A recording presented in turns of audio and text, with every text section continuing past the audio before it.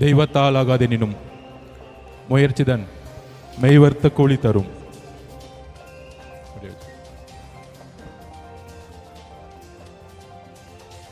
கழக மாவட்ட செயலாளர்கள், கழக தோழர்கள், தோழிகள், அண்ணன் பொதுச் செயலாளர் அவர்கள், ட்ரெஷரர் சார், நண்பர் அருண்ராஜ் அவர்கள், ஜேசிடி பிரபாகரன் சார் அவர்கள், எஸ் பாபு அண்ணன், கழக மாநில நிர்வாகிகள் மற்றும் மாவட்ட நிர்வாகிகள் அனைவருக்கும் என்னுடைய வணக்கத்தை தெரிவித்து 2026ஆம் ஆண்டின் தலைவர் நம்மளுடைய முதல்வர் அண்ணன் விஜய் அவர்களுக்கும் வணக்கத்தை தெரிவித்து, நம்மெல்லாம் எவ்வளோ கடினமான சூழ்நிலையில நம்ம இங்க நின்றுட்டு இருக்கோம். இன்னைக்கான போராட்டம் சாதிவாரி கணக்கெடுப்பு ஆய்வு நடத்தணும், சட்டம் ஒழுங்கு சீர்கேடு, அதோடு எஸ்ஓபியை நம்ம அகற்றத்திற்கு உயர்நீதிமன்றத்தில் கேஸ் ஃபைல் பண்ணியிருக்கோம்.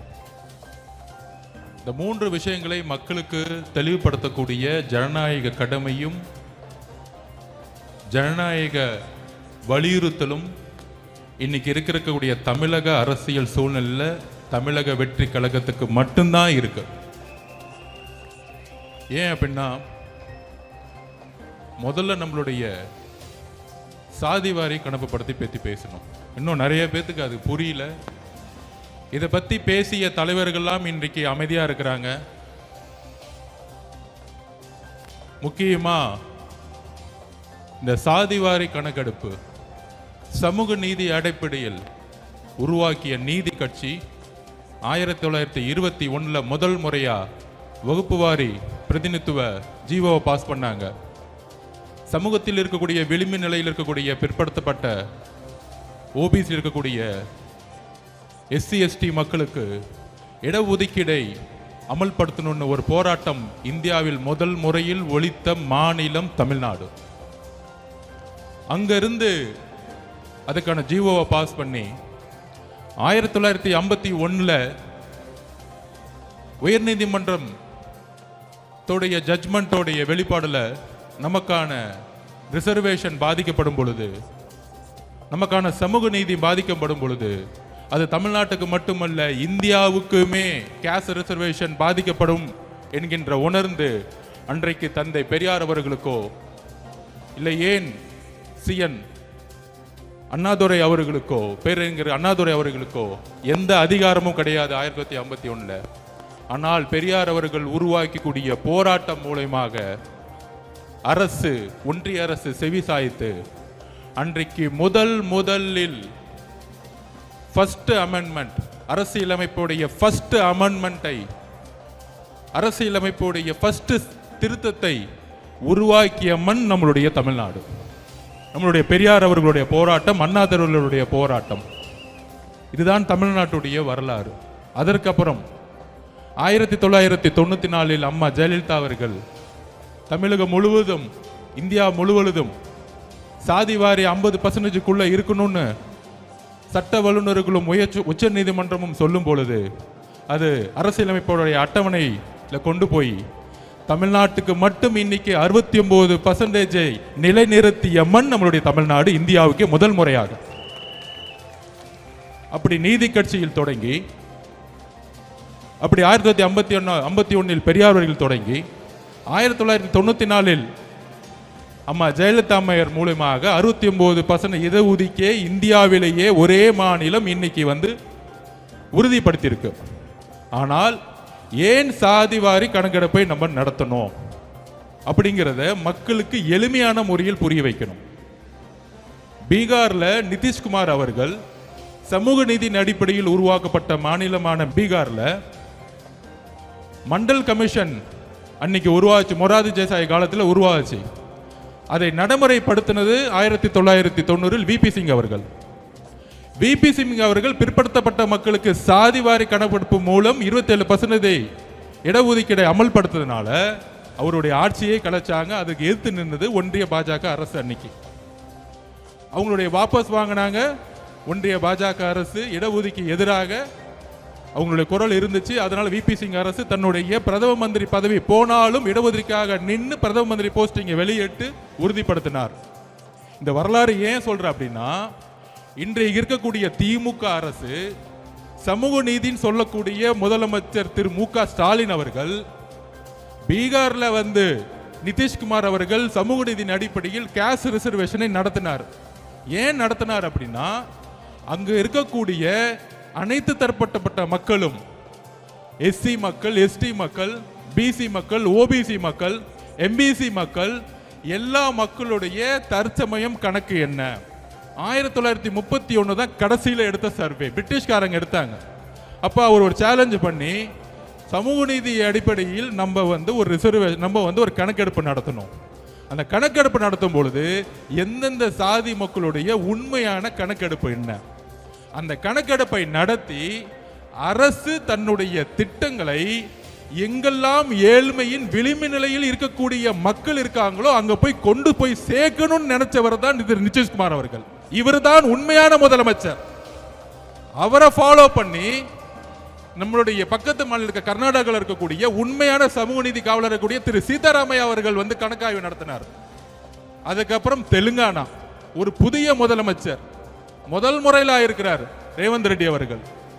அவரும் கணக்கெடுப்பை நடத்தி இன்றைக்கு அதுக்கான கமிஷனை போட்டு தன்னுடைய அரசினுடைய திட்டங்கள் சரியாக கரெக்டாக கணக்கெடுப்பு நடத்தி திட்டங்களை அந்த ரிசர்வேஷன் மூலமாக எங்கெல்லாம் ஏழ்மை இருக்கோ, எங்கெல்லாம் வறுமை இருக்கோ, எங்கெல்லாம் தீண்டாமை இருக்கோ அதற்கு எதிராக அரசினுடைய ஒட்டுமொத்த திட்டங்களையும் கொண்டு போய் சேர்த்திருக்கிறார்.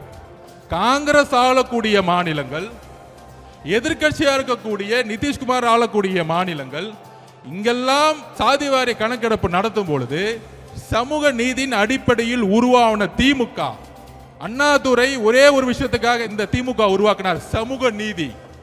சமூக நீதியின் அடிப்படையில் உருவாக்கின திமுக அதோடைய வழித்தொண்டில் வந்த கலைஞருடைய மகனா இருக்கக்கூடிய திரு மு.க. ஸ்டாலின் அவர்களுக்கு சாதிவாரி கணக்கெடுப்புனால என்னன்னே தெரியல.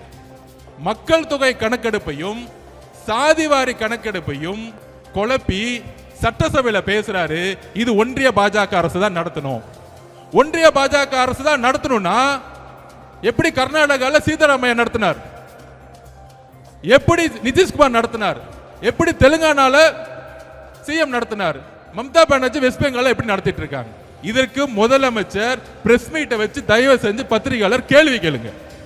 அவர் வர மாட்டாருன்னா அவர் புள்ள உதயநிதிட்ட கேளுங்க. ஏன் கேட்க சொல்றேன்னா, அவர் புள்ள உதயநிதி கிட்ட நம்மளை பார்த்து மாநாடுல கொள்கையற்ற கட்சி தமிழக வெற்றி கழகம், நான் சேலஞ்ச் விடுறேன் உங்களை பார்த்து, இன்னைக்கு நீங்க உங்களுடைய திரு முதலமைச்சர் ஸ்டாலின் அவர்களே, திரு உதயநிதி அவர்களே, உங்களுடைய தொலைக்காட்சி சேனலுக்கே கூப்பிடுங்க, இல்ல சன் டிவிக்கே கூப்பிடுங்க, நான் வரேன். உங்களுடைய மகன் அடுத்த முதலமைச்சர் சொல்றீங்களே, உங்களுடைய மகன் சமூக நீதினா என்ன, சாதிவாரி கணக்கெடுப்புனா என்ன, இருமொழி கொள்கைனா என்ன, ஒவ்வொரு கொள்கையும் நாங்க வந்து பேசுறோம். நான் தனிப்பட்ட முறையில் வரேன். ஒரு விவாதம் நடத்துறதுக்கு உதயநிதிக்கு தகுதி இருக்கா? தகுதி இருந்தால் நான் இந்த சேலஞ்சுக்கு ரெடி. இது தமிழக வெற்றி கழகம் சார்பாக நான் பேசி கொடுக்க ரெடி. அப்படி ரெடி இல்லைன்னா தமிழக வெற்றி கழகத்தை பார்த்து கொள்கை தெரியாத ஒரு கட்சின்னு சொல்லாதீங்க. இன்னையோட பயந்துட்டு வீட்டை விட்டு வெளியே வராதீங்க. முதலமைச்சருக்கு ஸ்டாலின் அவருக்கு டைரக்டா சேலஞ்ச் கொடுக்கிறேன். உங்களுடைய மகனை ஸ்ட்ரைட்டா எந்த தொலைக்காட்சிக்கு வேணா அனுப்புங்க. கொள்கை ரீதியான எல்லா கேள்விகளுக்கும் அவர் என்ன வேணா என்ன பார்த்து கேட்கட்டும், நான் என்ன வேணா கேட்கிறேன். தைரியம் இருந்தா பதில் சொல்லட்டும். ஒருவேளை நான் தோத்துட்டு அரசியல் விட்டே போயிடுறேன், அரசியலை விட்டு அன்னைக்கே ரிசைன் பண்ணிட்டு போயிடுறேன். அப்படி தைரியம் இல்லைன்னா மாண்புமிகு உதயநிதி அவர்களே, தயவு செஞ்சு மேடையில் என் கட்சியை பத்தியே பேசாதீங்க, கொள்கை தெரியலன்னு. இதுதான் வந்து எதற்கு சாதிவாரி கணக்கெடுப்பை நம்ம நடத்துறோம் அப்படின்னா, தமிழக அரசில் உருவாக்கக்கூடிய திட்டங்கள் 4 லட்சம் கோடி ரூபாய் பட்ஜெட் போறாங்க பாருங்க. இந்த சாதிவாரி கணக்கெடுப்பு நடத்தும் போது தான் இன்னைக்கு எஸ்சி எஸ்டி மக்களுடைய கணக்கெடுப்பு அதிகமாயிருக்கு. இன்னைக்கு கிட்டத்தட்ட 27% மேல அதிகமா இருக்கிறாங்க. அதே மாதிரி பிசி மக்கள், ஓபிசி மக்கள், எம்பிசி மக்களுடைய கணக்கெடுப்பு என்னன்னு நமக்கு தெரியணும். தெரிந்தால் மட்டும்தான் திட்டங்கள், அரசினுடைய திட்டங்கள் கரெக்டாக கொண்டு போய் சேர்த்து இங்க ஏழ்மையை ஒழிக்க முடியும். ப்ரொஃபஷனல் எஜுகேஷன் சிஸ்டம் எங்கெல்லாம் கம்மியா இருக்கோ கொண்டு போய் சேர்க்க முடியும். இதுக்கு தான் சாதிவாரி கணக்கெடுப்பு நடத்தணும்னு நம்ம எளிமையா மக்கள்கிட்ட நம்ம கேட்கிறோம். நம்பர் 1 இப்ப புரிஞ்சிச்சுன்னு நினைக்கிறேன். முடிஞ்சா புரியலன்னா மாண்புமிகு முதலமைச்சருக்கு நான் தனிப்பட்ட முறையிலேயோ எங்க கட்சியில இருந்து வந்து நாங்க பேசுறது கூட ரெடியா இருக்கிறோம். ஏன் சாதிவாரி கணக்கெடுப்பு நடத்தணும்? அது புரியாது இல்ல, மக்களை ஏமாத்துறது. அவருக்கு தெரிஞ்சதெல்லாம் ஒன்னே ஒண்ணுதான். நம்ம அண்ணன் சொன்ன மாதிரி SST Stalin sir tax 30% commission அடிக்க மட்டும்தான் ஸ்டாலின் சார் ஐயா அவருக்கு தெரியும். வேற ஒண்ணுமே தெரியாது. பட்ஜெட்ல 30% அடிச்சு 1.5 லட்சம் கோடி ரூபாய் எப்படி அடிக்கிறது மட்டும்தான் அவங்களுடைய குறிக்கோள்.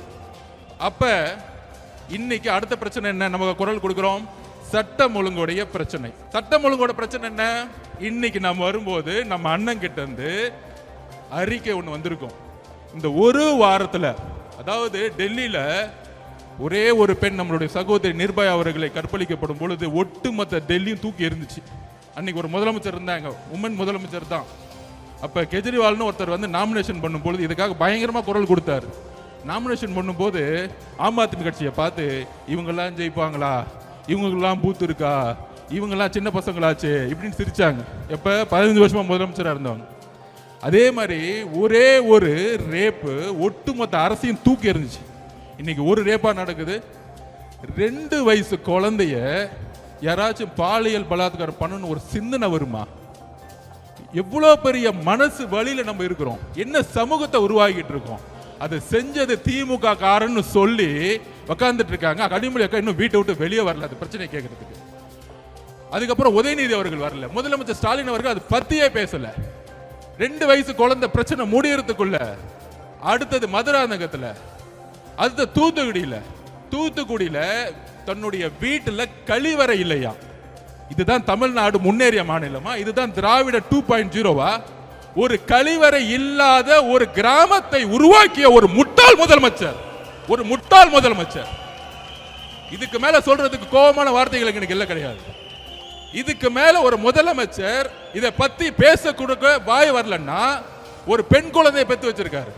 அப்ப 12ஆம் கிளாஸ் குழந்தை காலையில எந்திரிச்சு காலை கடனை கடக்க கூட முடியாத வெளியில ஒரு கழிவறை அற்ற ஒரு மாநிலம் அது. நம்ம என்ன பீகார்ல இருக்கிறோமா, யூபியில இருக்கிறோமா? கழிவறையே இல்லாத ஒரு மாவட்டமும் கழிவறை இல்லாத கிராமங்கள் எத்தனை இருக்குன்னு முதலமைச்சருக்கு தெரியுதா இல்லையான்னு தெரியல. அப்ப கழிவறைக்கு போகாம, கழிவறையை வீட்டுல போகாம காட்டுல போகும்போது இங்க ஒரு ரேப் ஆகி வெட்டப்பட்டு நீங்க ஹாஸ்பிட்டல் உட்கார்ந்துட்டு இருக்காங்க. இதுவா தமிழ்நாடு? இதுவா பெண் பாதுகாப்பு? இதை பத்தி நீங்க அட்லீஸ்ட் பேசுனீங்களா? வருத்தம் தெரிவிச்சீங்களா? இல்ல அட்லீஸ்ட் உங்களுடைய அமைச்சர் அவங்க வீட்டுக்கு அனுப்பிச்சீங்களா? ஒண்ணுமே கிடையாது. எல்லா செய்தி நிறுவனங்களும் வாங்கப்பட்டிருச்சு. அதை பத்தி பேசவே கூடாது, விவாதம் பண்ண கூடாது.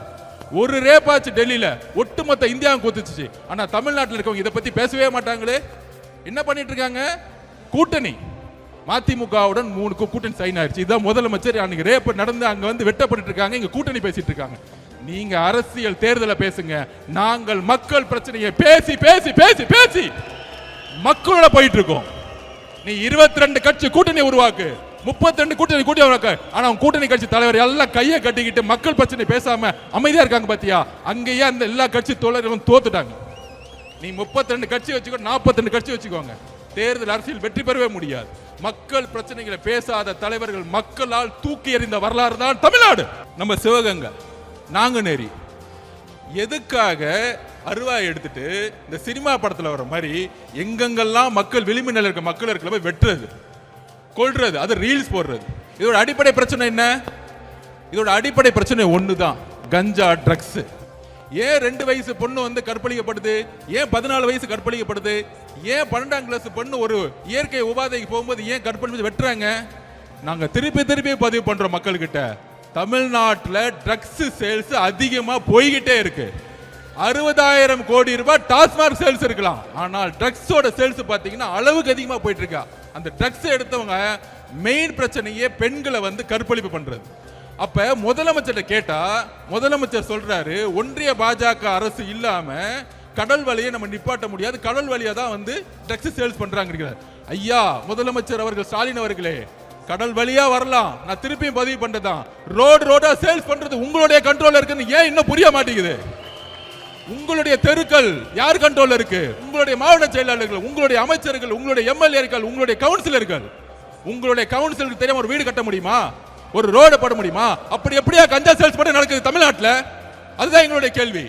உங்களுக்கு தெரியாம கஞ்சா சேல்ஸ் நடக்குன்னு சொன்னா தவறு. திமுகவுடைய அமைச்சர்கள், திமுகவுடைய எம்எல்ஏக்கள், திமுகவுடைய கமிஷனர்கள் யாருக்கும் தெரியாம தமிழ்நாட்டில் கஞ்சா சேல்ஸ் நடக்கிறது இல்ல. இதுதான் உண்மை. ஒரு இன்ஸ்பெக்டருக்கு தெரியாம கஞ்சா சேல்ஸ் பண்ண முடியாது, ஒரு எஸ்ஐக்கு தெரியாம கஞ்சா சேல்ஸ் பண்ண முடியாது, ஒரு கான்ஸ்டபிள் தெரியாம ஒரு கஞ்சா சேல்ஸ் பண்ண முடியாது. அப்ப இதுக்கெல்லாம் யார் பொறுப்பு? முதலமைச்சராக இருக்கக்கூடிய ஸ்டாலின் சார், நீங்கள் தான் பொறுப்பு. பெண்களுடைய பாதுகாப்புக்கு நீங்கள் தான் பொறுப்பு. ஒரே வாரத்தில் 5 ரேப் ஆகுது உங்க கண்ணு முன்னாடி. ஆனா திமுக காரன் ஒருத்தன் அதை பத்தி பேசல. அக்கா கனிமொழி அக்கா பேசல, திமுக அமைச்சர்கள் பேசல, திமுக கவுன்சிலர்கள் பேசல. திசை திருப்புறது. ஏன் திசை திருப்பணும்? யாரு பேசுறா? எங்க அண்ணன் இங்க தலைவர் மட்டும்தான் இங்க பேசிட்டு இருக்காரு. இப்ப எஸ்ஓபிக்கு வர 3வது மேட்ரு. இந்த மாதிரி பிரச்சனை நடக்கும் பொழுது எந்த தலைவரும் பேசுறது இல்ல. கூட்டணி கூட்டணின்னு சொல்றாங்களே, மார்க்சிஸ்ட் கட்சியோட தலைவர்கள் பேச மாட்டாங்க. இந்த வெளிமண்டல மக்களுக்காக போராடிய அண்ணன் திருமான 90 2000 காலத்தில் அவரை பேச்சு பார்த்து நான் வளர்ந்தவன். ஆனா இந்த பிரச்சனைக்கு அண்ணன் பேச மாட்டேங்கிறார். என்னன்னே தெரியல. அண்ணன் என்ன ஆனாருன்னு தெரியல. முதலமைச்சரை பார்த்தவன டக்குன்னு பயப்படுறாரு அண்ணன். எப்படி பார்த்தா எங்க அண்ணன் திருமா அண்ணன் 2000ல். ஆனா இன்னைக்கு மக்களுடைய பிரச்சனைகளை பேசவே மாட்டேங்கிறார். என்னென்ன 6 தொகுதி 8 தொகுதி முக்கியமா? மக்களுடைய வெளிமலை மக்களுடைய பிரச்சனைகள் முக்கியமா? அதை சொல்லுங்க. நாங்குநேரில் வெட்டப்பட்டது யார்? தலித் சகோதரர்கள். மதுராங்கத்தில் வெட்டப்பட்டது யார்? தலித் சகோதரர்கள். எங்க உங்களுடைய பேச்சு? எங்களுக்கு வலிக்குது. மக்களை கை வைக்கும் போது எங்களுக்கு வலிக்குது. எங்களுக்கு உணர்வு இருக்கு. 2 வயசு குழந்தையும் 14 வயசு குழந்தையும் 12ஆம் கிளாஸ் பொண்ணும் கற்பழிக்க முடியாது. என்னுடைய தங்கை மேல கை வச்சா என்ன கோவம்? அதே கோவம் தான் எங்களுக்கு வருது. ஆனா உங்களுக்கு ஏன் கோவம் வர மாட்டேங்குது? ஏன் முதலமைச்சர் உங்களுக்கு கோவம் மாட்டேங்குது? நீங்களும் ஒரு பெண் குழந்தையை பெற்றிருக்கீங்க, ஏன் பேச மாட்டேங்கிறீங்க? அட்லீஸ்ட் பேசுங்க, பாதிக்கப்பட்டவங்களை பாருங்க. இனிமேல் நான் இருக்கிற வரைக்கும் இனிமேல் தவறு நடக்க மாட்டேன்னு சொல்லுங்க. அட்லீஸ்ட் மக்கள் உங்களை அட்லீஸ்ட் திருப்பி அவங்க ஓட்டு போடுவாங்க. ஆனா அதை கூட சொல்ல மாட்டேங்கிறீங்களே. ஒரு மனிதாபிமானம் கூட உங்களுக்கு இல்லையே. அதனாலதான் எங்களுக்கு கோபம் வருது. அப்ப இதை கேட்கறதுக்கு எங்களுடைய அண்ணன் எங்க தலைவர் மாவட்ட ரீதியா பயணம் போனார். மாவட்ட ரீதியா பயணம் பண்ணும் பொழுது ஒவ்வொரு மாவட்டத்துடைய எழுச்சிகள் பார்த்து திமுக பயந்துட்டாங்க. அப்ப உடனே செந்தில் பாலாஜிக்கு அஜெண்டா, அங்க ஏதாவது பிரச்சனையை பண்ணி விட்டுரு. கரெக்டா அண்ணன் பேச ஆரம்பிக்கிறாரு. நீங்க வீடியோல பார்த்திருப்பீங்க. 10 ரூபாய் பாலாஜின்னு பேச ஆரம்பிக்கிறார். செருப்பு வந்துருச்சு. எந்த மாவட்டத்திலையும் செருப்பு தூக்கி போட்டதா வரலாறே கிடையாது. ஏன்னா சுத்தில இருக்கக்கூடிய மக்கள் எங்க தலைவரோட அன்பு இல்ல, நம்பிக்கை வச்சிருக்காங்க. அப்ப கரூர்ல மட்டும் எப்படி செருப்பு வந்துச்சு? நேத்து பேட்டி கொடுக்கிறார் செந்தில் பாலாஜி. அது என்ன ஹாஸ்பிட்டல்ல போனவங்க எல்லாத்தையும் கூப்பிடுவாங்க, என்ன மட்டும் ஏன் கூப்பிடுறாங்கன்னு தெரியல. நீ தான் ஃபர்ஸ்ட் அக்யூஸ்ட். அவ்வளவுதான். செகண்ட் அக்யூஸ்ட் யாரு? அவருக்கு என்ன பயம் வந்துருச்சு? ஏன் மித்தவங்க எல்லாம் கூப்பிடல, மகேஷை ஏன் கூப்பிடல, என்ன மட்டும் கூப்பிடுங்க. அடுத்தது முதலமைச்சர் வந்தாரு 2 மணிக்கு, அவரையும் கூப்பிடுங்க. அடுத்தது அவருடைய பயம் அப்படி, என்ன மட்டும் கூப்பிடாதீங்க, எல்லாத்தையும் கூப்பிடுங்க. காலையில புள்ள வந்துச்சு உதயநிதி அவர்கள், அவரையும் கூப்பிடுங்க. அப்ப செந்தில் பாலாஜி ரெடி ஆயிட்டாரு எல்லாத்தையும் மாட்டி விடுறதுக்கு. ஆட்சி மாற்ற முடியும் பொழுது தமிழக காவல்துறை எங்க அண்ணன் கண்ட்ரோல் வரும் பொழுது நீங்க எல்லாம் கரூர் மட்டும் ஜெயிலுக்கு போவீங்க. இது நடக்குதா இல்லையான்னு மட்டும் பாரு. இப்ப 6 டிஸ்ட்ரிக்ட்ல திருவாரூருக்குள்ள அண்ணன் நுழைகிறார். மக்களை நம்புங்க, எந்த எதிர்க்கட்சி தலைவரும் திருவாரூருக்குள்ள போவே முடியாது. ஏன்னா கலைஞருடைய மண் அது. 55% ஓட்டு போடுவாங்க. யார் எம்எல்ஏ நின்னாலும் கண்ணை மூடி போடுவாங்க. ஆனால் ஒட்டுமொத்த திருவாரூர், நான் பஸ்ஸுக்குள்ள இருக்கிறேன், நானே பயந்துட்டேன். ஒட்டுமொத்த திருவாரூர் மண்ணில் ஒரு 2 கிலோமீட்டர் போறதுக்கு 4 மணி நேரம் ஆச்சு அண்ணன் போறதுக்கு. இதுக்கு தான் பயம், இதுக்கு தான் கரூர். அப்ப கரூர்ல பிரச்சனை நடத்தி என்ன பண்ணாங்க? அவர் ஒரு கொலை குற்றவாளியில மாட்டவரத்துக்கு வேலையை பண்ணிட்டாங்க. அண்ணன் எமோஷனல் ஆளு, ஆல்ரெடி மக்களுடைய இறப்பு. இந்த பிரச்சனைலாம் பண்ண அரசியல் விட்டு போயிடுவாரு, பிரஷர் கொடுத்தா அரசியல் விட்டு போயிடுவார். நாம் அதெல்லாம் கடந்து, அவர் வழியெல்லாம் கடந்து அழுது ஒரு 50 நாள் சட்ட போராட்டங்கள்லாம் முடிச்சு, ஒருவேளை திமுக போட்டாங்க ஹைகோர்ட்ல எஸ்ஐடி போட்டாங்களே, உடனே ஒரு ஆபீசரை போட்டு அப்பாயின்மெண்ட் பண்ணாங்களே, ஒருவேளை தமிழக அரசு இந்த என்கொயரி பண்ணியிருந்தா நான் முதற்கொண்ட அருண்ராஜ் முதற்கொண்டு திரு அண்ணன் நம்ம ஆனந்த முதற்கொண்டு இன்னைக்கு வரைக்கும் ஜெயில தான் இருந்திருப்போம். எல்லா கொலைப்பழியும் நம்ம மேல போட்டிருப்பாங்க. இதுதான் திமுகவுடைய சூழ்ச்சி. அப்ப இதை பண்ணாங்க. சுப்ரீம் கோர்ட் ஜட்ஜ்மெண்ட் ஆகி நம்ம என்கொயரி பக்கம் போயிட்டு இருக்கோம். திருப்பி அண்ணன் ஆரம்பிச்சிட்டாரு பிரச்சாரத்துக்கு போலான்னு கிளம்பலான்னு. அப்போ ஒரு எஸ்ஓபி போட்டாங்க. நம்ம கோர்ட்டுக்கு நம்ம தான் போகணும். எல்லா கட்சிகளுக்கும் சரிசமமான ஒரு சட்டத்தை உருவாக்கணும். பர்மிஷன் கேட்டா எங்களுக்கு மட்டும் 30 நாள் ஆகுதுன்னு கேஸ் நம்ம தானே போட்டோம். நம்மளை கூப்பிட்டுருக்கணும்ல, ஆனால் நம்மளை கூப்பிடவே இல்லை. ஏன்னா நம்ம வந்து புது கட்சியா கேஸ் போட்டது நம்ம தான் போய் முறையிடுறோம் கோர்ட்டில். கோர்ட்டு சொல்லுது எல்லா கட்சியும் கூப்பிடுங்கன்னு, ஆனால் நம்மளை கூப்பிடல. இந்த உண்மையை தெரிஞ்சுக்கணும். உடனே எஸ்ஓபி போட்டாங்க. அந்த எஸ்ஓபி பேர் என்ன தெரியுங்களா? சொல்லுங்க நீங்க. Stalin operating system. ஸ்டாண்டர்ட் கிடையாது, அது ஸ்டாலின் சார் அவரோட பேர்லயே போட்டுக்கிட்டாரு. என்ன போட்டுக்கிட்டாரு? அவரு மட்டும் அவர் பையனை வச்சு எத்தனை இளைஞர் மாநாடு வேணா போட்டுக்கலாம், வாரத்துக்கு ஒரு மாநாடு போகலாம். ஆனால் நம்ம ஒரு மாநாடு போறதா இருந்தா ஒரு 100 கொஸ்டின் வரும். அந்த கொஸ்டின் நிரப்புறதுக்குள்ள 15 நாள் ஆயிடும். நம்ம தலைவர் வெளியே ரோட்ல இங்க வந்தா 50,000 பேர் கூடுவாங்க. கூடும் பொழுது காவல்துறை வந்து ரோட சரியா ரெகுலைஸ் பண்ணலன்னா திருப்பி மக்களுக்கு ஸ்டாம்பேட் ஆகிறதுக்கான ப்ராப்ளம் இருக்கும். அதனால தான் நம்ம தலைவர் ஒவ்வொரு இடத்துக்கு வரத்துக்கு யோசிச்சுக்கிட்டே இருக்கிறாரு. அவர் வெளியே வரதுக்காக யோசிக்கல தம்பி, மக்களுடைய பாதுகாப்புக்காக தான் அமைதியா உட்கார்ந்துட்டு இருக்காரு. ரொம்ப தெளிவா நான் பதிவு பண்றேன். அவர் நடக்க ஆரம்பிச்சிட்டாருன்னா 1 லட்சம் பேர் வருவாங்க. அப்ப மக்கள் பாதுகாப்பு காவல்துறையிட்ட இருக்கு. காவல்துறை எதுவுமே செய்யறது இல்ல. அப்ப திருப்பி ஒரு ஸ்டாம்பேட் ஆகி திருப்பி அவர் மேல கொலவலி பண்ணணும். இதுக்காக தான் எஸ்ஓபி. அப்பதான் முடிவு பண்ணோம். ஒவ்வொரு ஊரும் 15 கிலோமீட்டர் தள்ளி காட்டுல நிர்வாகிகள் மீட்டிங் வெறும் 5000 பேர் வச்சு அண்ணனை வந்து இன்னைக்கு பிரச்சாரம் பண்ணிட்டு இருக்கோம். இந்த திமுகவுடைய சூழ்ச்சி உங்களுக்கு தெரியுதா? எதனால நம்ம பிரச்சாரம் பண்ண முடியலன்னு. இன்னைக்கு கூட அண்ணன் தூத்துக்குடி போனோம், மதுராந்தக போகணும்னு துடிக்கிறார். இந்த ரேப்பை கேள்விப்பட்டேன். ஆனால் அங்க காவல்துறைக்கு ரீச் பண்ணா யாரும் பதில் கிடையாது. அந்த சின்ன வீட்டுக்குள்ள போகும்போது 20,000 பேர் சுத்தி வந்தா யாரு பதில் சொல்லுவா திருப்பியும்? அப்ப என்னைக்கு நியூட்ரல் ஆகும்னா தேர்தல் கமிஷனுடைய நோட்டிபிகேஷன் வரும் பொழுது. அப்ப எல்லா கட்சிகளும் ரோட பிரச்சாரம் போலாம். அன்னைக்கு பிரச்சாரத்தை ஆரம்பிச்சார்னா தமிழகம் எம்ஜிஆருக்கு அப்புறம் உருவாக்காத பிரச்சாரத்தை தலைவர் விஜய் அவர்கள் உருவாக்குவார். இது நடக்குதா இல்லைன்னு மட்டும் பாருங்க. அன்னையோ நோட்டிபிகேஷனோட முதலமைச்சரோட சைன் அத்தாரிட்டி முடிஞ்சிச்சு. அதோட ஓவர். தெருவா ஒவ்வொரு ரோடா போகும்பொழுது மக்களுடைய எழுச்சி அப்ப பாப்பீங்க, மக்களுடைய கோவத்தை நீங்க பாப்பீங்க. அப்ப இன்னைக்கு முதலமைச்சர் என்ன பண்ணிட்டு இருக்காரு? நீங்க ஒன்னே ஒன்று புரிஞ்சுக்கணும்.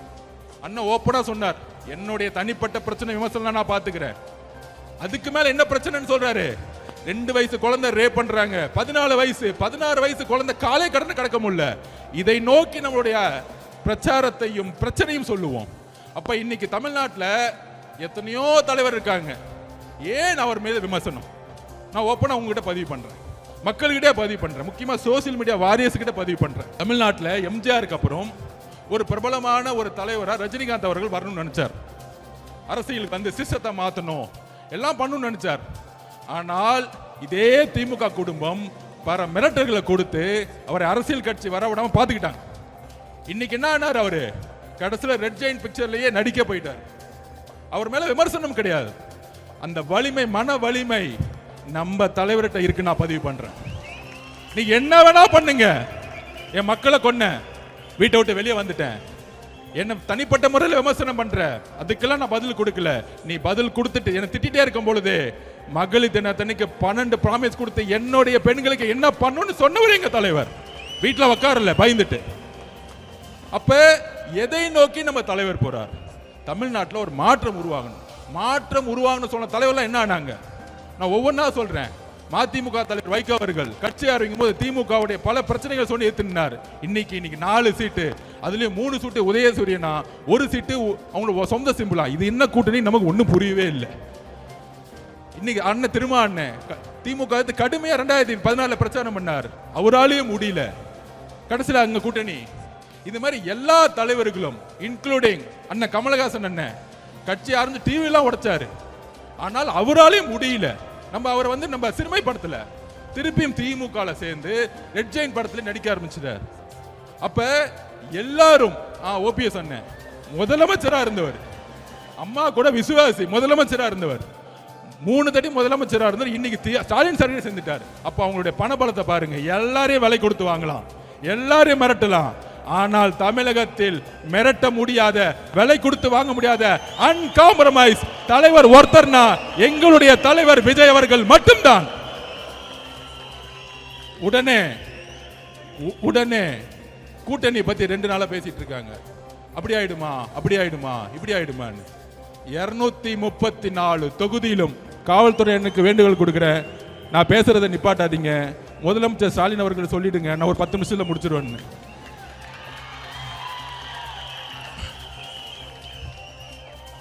கவலைப்படாதீங்க, பார்த்துக்குவோம்.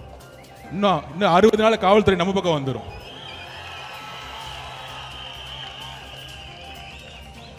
ஸோ காவல்துறை கிட்ட ஒத்துழைப்பு கொடுத்துருவோம்.